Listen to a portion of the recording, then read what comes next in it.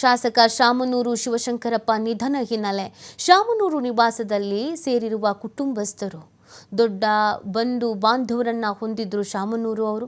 ಇನ್ನೇನು ಕೆಲವೇ ಕ್ಷಣಗಳಲ್ಲಿ ಮಜ್ಜನ ಕಾರ್ಯ ಪ್ರಾರಂಭ ಆಗತ್ತೆ. ಲಿಂಗಾಯತ ಸಂಪ್ರದಾಯದಂತೆ ಶರೀರ ಶುಚಿಗೊಳಿಸುವಂತ ಪ್ರಕ್ರಿಯೆ ಕುಟುಂಬಸ್ಥರಿಂದ ನೆರವೇರಲಿದೆ.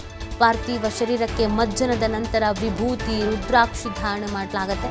ವಚನಗಳ ಮೂಲಕ ಅಶ್ರು ತರ್ಪಣ. ಮಧ್ಯಾಹ್ನ ದಾವಣಗೆರೆಗೆ ಹೈಸ್ಕೂಲ್ ಮೈದಾನಕ್ಕೆ ಶಿಫ್ಟ್ ಮಾಡಲಾಗುತ್ತೆ ಪಾರ್ಥಿವ ಶರೀರವನ್ನು.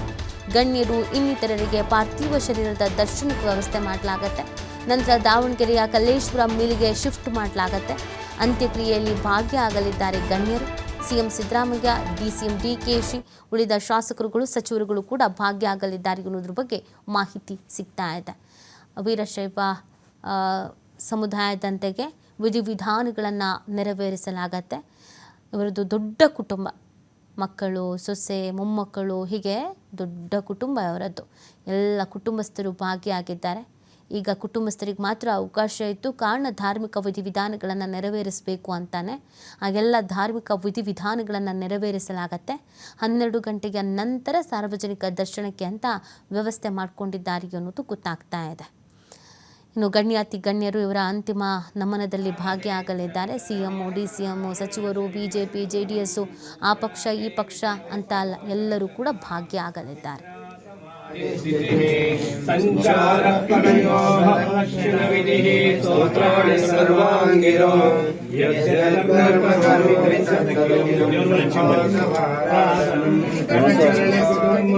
ಮಂಗಲವೆನ್ನಿರಿ ಸಾಂಗದಲ್ಲಿ ಅಂಗಜ ಭಂಗ ಶಿವಾಂಗ ಸಂಘ ಗುರುಲಿಂಗ ಜಂಗಮಾಚಾರ್ಯರಿಗೆ ಗುರುಲಿಂಗ ಜಂಗಮಾಚಾರ್ಯರಿಗೆ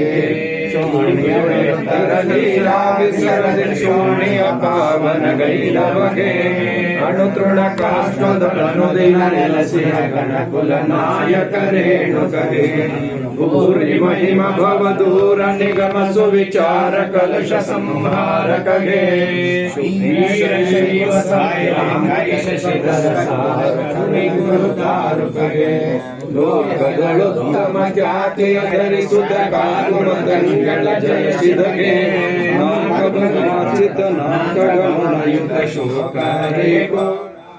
ಶಾಮನೂರು ಶಿವಶಂಕರಪ್ಪರವರ ಸಾಧನೆ ಅಪಾರ. 1931 ಜೂನ್ 16ರಂದು ಶಾಮನೂರು ಶಿವಶಂಕರಪ್ಪನವರ ಜನನ ಆಗತ್ತೆ. 6 ಬಾರಿ ಶಾಸಕರಾಗಿ, ಸಚಿವರಾಗಿ, 1 ಬಾರಿ ಸಂಸದರಾಗಿ ಸೇವೆಯನ್ನು ಸಲ್ಲಿಸಿದಂಥ ಗೌರವ. ಸುದೀರ್ಘ ಅವಧಿಗೆ ಕೆಪಿಸಿಸಿ ಖಜಾಂಚಿಯಾಗಿಯೂ ಕೂಡ ಕೆಲಸವನ್ನು ನಿರ್ವಹಿಸಿದರು. 1969ರಲ್ಲಿ ನಗರಸಭೆ ಮೂಲಕ ರಾಜಕಾರಣಕ್ಕೆ ಪದಾರ್ಪಣೆ ಮಾಡ್ತಾರೆ. 1994ರಲ್ಲಿ ಮೊದಲ ಬಾರಿಗೆ ವಿಧಾನಸಭೆಗೆ ಸ್ಪರ್ಧಿಸಿ ಆಯ್ಕೆ ಆಗ್ತಾರೆ. ಮೊದಲ ಬಾರಿ ಶಾಸಕರಾಗಿದ್ದಾಗ ಶಾಮನೂರು ವಯಸ್ಸು 63 ವರ್ಷ. ವಯಸ್ಸಾದಂತೆ ರಾಜಕಾರಣದಲ್ಲಿ ಮೇಲೇರುತ್ತಾ ಬರ್ತಾರೆ. 2012ರಿಂದ ಅಖಿಲ ಭಾರತ ವೀರಶೈವ ಮಹಾಸಭಾದ ಅಧ್ಯಕ್ಷರಾಗಿದ್ದರು. ಲಿಂಗಾಯತ ಪ್ರತ್ಯೇಕ ಧರ್ಮದ ಕೂಗು ಎದ್ದಾಗ ಮಧ್ಯಪ್ರವೇಶಿಸಿದರು. ವೀರಶೈವ, ಲಿಂಗಾಯತ ಎರಡೂ ಒಂದೇ ಎಂದು ಪ್ರತಿಪಾದಿಸಿದರು. ಶಾಮನೂರು ಅವಧಿಯಲ್ಲಿ ವೀರಶೈವ ಮಹಾಸಭಾದ ಹೆಸರು ಬದಲಾಯಿತು. ವೀರಶೈವ ಲಿಂಗಾಯತ ಮಹಾಸಭಾ ಅಂತ ಪರಿವರ್ತನೆಯಾಯಿತು. ವೀರಶೈವ ಲಿಂಗಾಯತ ಮಠಾಧೀಶರನ್ನು ಒಗ್ಗೂಡಿಸುವುದಕ್ಕೆ ಮುಂದಾಗಿದ್ದರು. ಮೊದಲ ಹೆಜ್ಜೆಯಾಗಿ ಪಂಚಪೀಠ ಮಠಾಧೀಶರ ಸಮ್ಮೇಳನ ಆಯೋಜಿಸಿದರು. ವಿರಕ್ತ ಮತ್ತು ಗುರು ಪರಂಪರೆ ಒಗ್ಗೂಡಿದ್ರೆ ಸಮಾಜ ಇನ್ನಷ್ಟು ಸಬಲವಾಗುತ್ತೆ ಅಂತ ಕೂಡ ನಂಬಿದ್ರು. ಅವತ್ತೆಲ್ಲರೂ ಪ್ರತ್ಯೇಕ ಧರ್ಮ ಅಂತ ಅಂತಿದ್ದಾಗ ಒಟ್ಟಿಗೆ ಇರಬೇಕು, ಒಟ್ಟಿಗೆ ಅಭಿವೃದ್ಧಿ ಆಗತ್ತೆ, ನಾವೆಲ್ಲ ಒಂದೇ ಅಂತ ಸಾರಿದವರು. ಒಡೆದು ಆಳುವ ನೀತಿಯ ಮಧ್ಯದಲ್ಲಿ ಒಗ್ಗಟ್ಟಾಗಿರೋಣ, ಒಂದಾಗಿರೋಣ, ನಾವೆಲ್ಲ ಒಂದಾಗಿದ್ದಷ್ಟು, ಒಗ್ಗಟ್ಟಾಗಿದ್ದಷ್ಟು ಅಭಿವೃದ್ಧಿ ಕಾರ್ಯಗಳಾಗತ್ತೆ ಅಂತ ಹೇಳಿ ಎಲ್ಲರನ್ನ ಒಗ್ಗೂಡಿಸುವಂಥ ಕಾರ್ಯವನ್ನು ಮಾಡಿದವರು ಶಾಸಕ ಶಾಮನೂರು ಶಿವಶಂಕರಪ್ಪನವರು. ಸೊ ಆ ಕಾರ್ಯಕ್ಕೆ ಅಂತಾರೆ ಇವರನ್ನು ಪ್ರತಿಯೊಬ್ಬರು ಇಷ್ಟಪಡ್ತಾ ಇದ್ರು. ಏನೇ ಆದರೂ ಕೂಡ ಅದನ್ನು ಆಲೋಚಿಸಿ, ಚಿಂತಿಸಿ ಒಂದು ನಿರ್ಧಾರವನ್ನು ತೆಗೆದುಕೊಳ್ತಾ ಇದ್ದವರು. ಸುಖ ಸುಮ್ಮನೆ ಅಧಿಕಾರ ಇದೆ ಅಂತ ಯಾವುದ್ಯಾವುದೋ ನಿರ್ಧಾರಗಳನ್ನು ಪ್ರಕಟಿಸ್ತಾ ಇದ್ದವರಲ್ಲ. ಎಲ್ಲರನ್ನ ಒಗ್ಗೂಡಿಸಿಕೊಂಡು ಕರ್ಕೊಂಡು ಹೋಗಬೇಕು ಅನ್ನುವಂಥ ಆಸೆಯನ್ನು ಇಟ್ಕೊಂಡಿದ್ದವರು. ಇತ್ತೀಚೆಗೆ ಅವರ ಆರೋಗ್ಯ ಹದಗೆಟ್ಟಿತ್ತು. ವಯೋಸಹಜ ಕಾಯಿಲೆ ಅವರನ್ನು ಕಾಡ್ತಾ ಇತ್ತು. 1 ತಿಂಗಳಿಂದ ಆಸ್ಪತ್ರೆಯಲ್ಲಿ ಚಿಕಿತ್ಸೆ ಪಡಿತಾ ಇದ್ರು. ಅವರ ಅಳಿಯನ ಹಾಸ್ಪಿಟಲ್ ಸ್ಪರ್ಶ್ ಇದರಲ್ಲಿ ಟ್ರೀಟ್ಮೆಂಟನ್ನು ಪಡ್ಕೊಳ್ತಾ ಇದ್ರು.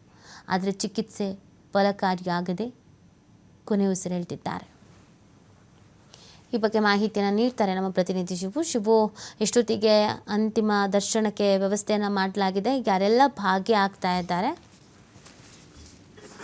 ನೀತಿ ಶಾಸಕ ಶಾಮನೂರು ಶಿವಶಂಕರಪ್ಪ ಅವರ ಪಾರ್ಥಿವ ಶರೀರದ ದರ್ಶನಕ್ಕೆ ಈಗ ದಾವಣಗೆರೆಯ ಶಾಮನೂರು ನಿವಾಸದಲ್ಲಿ ವ್ಯವಸ್ಥೆಯನ್ನ ಮಾಡಲಾಗಿದೆ. ಅವರ ನಿವಾಸದಲ್ಲಿ ಈಗಾಗಲೇ ಬೆಳಗ್ಗೆಯಿಂದಲೂ ಕೂಡ ಅವರ ಕುಟುಂಬ ಸದಸ್ಯರು, ಯಾಕೆಂದ್ರೆ ಬಹುದೊಡ್ಡ ಸಂಬಂಧಿಕರನ್ನ ಶಾಮನೂರು ಕುಟುಂಬ ಹೊಂದಿತ್ತು. ಯಾಕೆಂದ್ರೆ ಇವತ್ತು ರಾಜಕಾರಣದಲ್ಲಿರುವಂತಹ ಜಗದೀಶ್ ಶೆಟ್ಟರ್ ಇರ್ಬೋದು, ಹೆಬ್ಬಾಳ್ಕರ್ ಇರ್ಬೋದು, ಎನ್ ಬಿ ಪಾಟೀಲ್ ಅವರು ಇರ್ಬೋದು, ಎಲ್ಲರ ಜೊತೆ ಸಂಬಂಧವನ್ನ ಇಟ್ಕೊಂಡಿದ್ದವರು.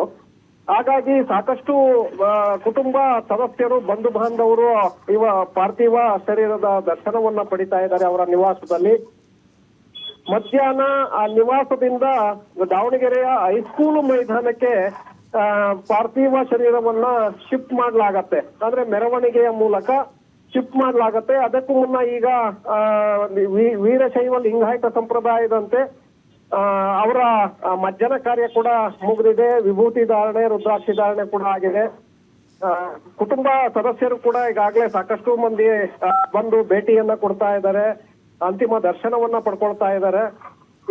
ಹೈಸ್ಕೂಲ್ ಮೈದಾನಕ್ಕೆ ಶಿಫ್ಟ್ ಮಾಡಿದ ನಂತರ ಅಲ್ಲಿ ದಾವಣಗೆರೆಯ ಬಹಳಷ್ಟು ಜನ ಅಂತಿಮ ದರ್ಶನವನ್ನ ಪಡೆಯಲಿದ್ದಾರೆ. ನಂತರ ಕಲ್ಲೇಶ್ವರ ಮಿಲ್ಗೆ ಅವರ ಪಾರ್ಥಿವ ಶರೀರವನ್ನ ಸಂಜೆ 4 ಗಂಟೆಗೆ ತೆಗೆದುಕೊಂಡು ಹೋಗ್ಲಾಗತ್ತೆ. ಅಲ್ಲಿಯೂ ಕೂಡ ಮಿಲ್ ನಲ್ಲಿರುವಂತಹ ಕಾರ್ಮಿಕರು, ಸಿಬ್ಬಂದಿಗಳು, ಅಧಿಕಾರಿ ವರ್ಗದವರಿಗೂ ಕೂಡ ಅಂತಿಮ ದರ್ಶನಕ್ಕೆ ವ್ಯವಸ್ಥೆಯನ್ನ ಮಾಡಲಾಗಿದೆ. ತದನಂತರ ಅಲ್ಲಿಯೇ ಪಕ್ಕದಲ್ಲಿ ಅವರ ಅಂತಿಮ ಸಂಸ್ಕಾರವನ್ನ ಸಂಜೆ 5:30ಕ್ಕೆ ನಡೆಸಲಾಗತ್ತೆ. ವೀರಶೈವ ಲಿಂಗಾಯತ ಸಂಪ್ರದಾಯದಂತೆ ಅಂತಿಮ ವಿಧಿವಿಧಾನಗಳು ಕೂಡ ನಡೆಯುತ್ತೆ. ರಾಜಕೀಯ ಗಣ್ಯರು ಕೂಡ ಈ ಒಂದು ಅಂತಿಮ ದರ್ಶನವನ್ನ ಪಡೆಯಲಿದ್ದಾರೆ. ಯಾಕಂದ್ರೆ ಮುಖ್ಯಮಂತ್ರಿಗಳು ಬೆಳಗಾವಿಯ ಸುವರ್ಣಸೌಧದಲ್ಲಿ ನಡೀತಾ ಇರುವಂತಹ ಕಲಾಪದಲ್ಲಿ ಮೊದಲಿಗೆ ಅವರ ಸಂತಾಪ ನಿರ್ಣಯವನ್ನ ಕೈಗೊಳ್ಳಲಾಗತ್ತೆ. ಹಲವು ಶಾಸಕರು, ನಾಯಕರು ಶಾಮನೂರು ಅವರ ಬಗ್ಗೆ, ಅವರ ಒಡನಾಟದ ಬಗ್ಗೆ ತಮ್ಮ ಅಭಿಪ್ರಾಯಗಳನ್ನ ಮಂಡನೆ ಮಾಡಲಿದ್ದಾರೆ. ನಂತರ ಕಲಾಪವನ್ನು ಮುಂದೂಡಲಾಗತ್ತೆ. ಮಧ್ಯಾಹ್ನ 5 ಗಂಟೆಗೆ ಸಿಎಂ ಸಿದ್ದರಾಮಯ್ಯ ಅವರು ದಾವಣಗೆರೆಗೆ ತೆರಳಲಿದ್ದಾರೆ. ಅಂತಿಮ ಹೈಸ್ಕೂಲ್ ಮೈದಾನಕ್ಕೆ ಭೇಟಿಯನ್ನ ಕೊಟ್ಟು ಅಂತಿಮ ದರ್ಶನವನ್ನ ಕೂಡ ಪಡೆಯಲಿದ್ದಾರೆ. ಸಚಿವರು, ಶಾಸಕರು ಎಲ್ಲರೂ ಕೂಡ ಇವತ್ತು ದಾವಣಗೆರೆಗೆ ಮಧ್ಯಾಹ್ನದ ನಂತರ ಭೇಟಿಯನ್ನ ಕೊಡ್ತಾ ಇದ್ದಾರೆ. ಶಾಮನೂರು ಅವರ ಅಂತಿಮ ದರ್ಶನವನ್ನ ಪಡೆಯಲಿದ್ದಾರೆ. ಅಂತ್ಯಕ್ರಿಯೆಯಲ್ಲೂ ಕೂಡ ಹಲವು ನಾಯಕರು ಭಾಗಿಯಾಗಲಿದ್ದಾರೆ ನೀತಿ. ಹಾಗಾಗಿ ಸಂಜೆ 5:30 ವೀರಶೈವ ಲಿಂಗಾಯತ ಸಂಪ್ರದಾಯದಂತೆ ಅವರ ಅಂತಿಮ ವಿಧಿವಿಧಾನಗಳು ನಡೆಯುತ್ತೆ. ಇಡೀ ಲಿಂಗಾಯತ ಸಮುದಾಯ ಒಬ್ಬ ಧೀಮಂತ ನಾಯಕನನ್ನ ಕಳೆದುಕೊಂಡಂತಾಗಿದೆ ಶಾಮನೂರು ಅವರ ನಿಧನದಿಂದಾಗಿ. ಯಾಕೆಂದ್ರೆ ಸಾಕಷ್ಟು ಪಕ್ಷ ಲಿಂಗಾಯತ ಸಮುದಾಯವನ್ನ ಒಟ್ಟುಗೂಡಿಸ್ಬೇಕು ಅಂತೇಳಿ ಬಹಳಷ್ಟು ಶ್ರಮವನ್ನ ಪಟ್ಟಂತವ್ರು. ಜೊತೆಗೆ ಲಿಂಗಾಯತ ಸಮುದಾಯದಲ್ಲಿದ್ದಂತಹ ಮುಖಂಡರಲ್ಲಿದ್ದಂತಹ ಭಿನ್ನಾಭಿಪ್ರಾಯಗಳನ್ನ ದೂರ ಮಾಡುವಲ್ಲಿ ಸಾಕಷ್ಟು ಶ್ರಮವನ್ನ ಹಾಕಿದವರು.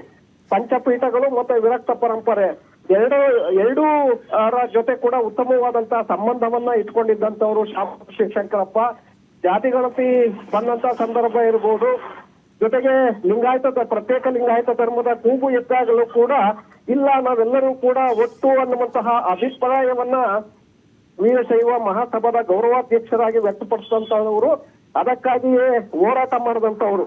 ಹಾಗಾಗಿ ಇಡೀ ಲಿಂಗಾಯತ ಸಮುದಾಯ ಇವತ್ತು ಏನೇ ಬೇರೆ ಬೇರೆ ಪಂಗಡಗಳಿರ್ಬೋದು, ಒಳ ಪಂಗಡಗಳಿರ್ಬೋದು, ಎಲ್ಲ ಒಳ ಪಂಗಡಗಳನ್ನು ಕೂಡ ವೀರಶೈವ ಲಿಂಗಾಯತ ಸಮುದಾಯದಡಿಯೇ ಇರಬೇಕು ಅನ್ನುವಂತ ನಿಟ್ಟಿನಲ್ಲಿ ಒಟ್ಟುಗೂಡಿಸುವಂತಹ ಒಂದು ಪ್ರಯತ್ನವನ್ನ ಶಾಮನೂರು ಅವರು ಮಾಡಿದ್ರು. ಹಾಗಾಗಿ ಅವರ ಬಗ್ಗೆ ಸಮುದಾಯಕ್ಕೆ ಬಹಳಷ್ಟು ಗೌರವ ಇದೆ.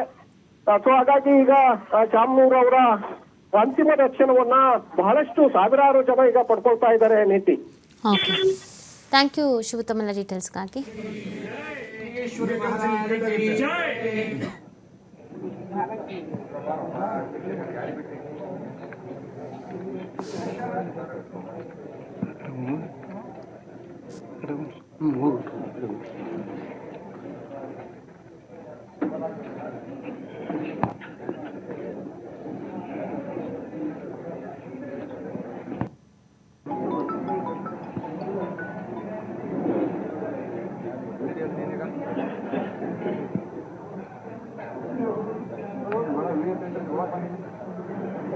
ಅಲ್ಲಪ್ಪ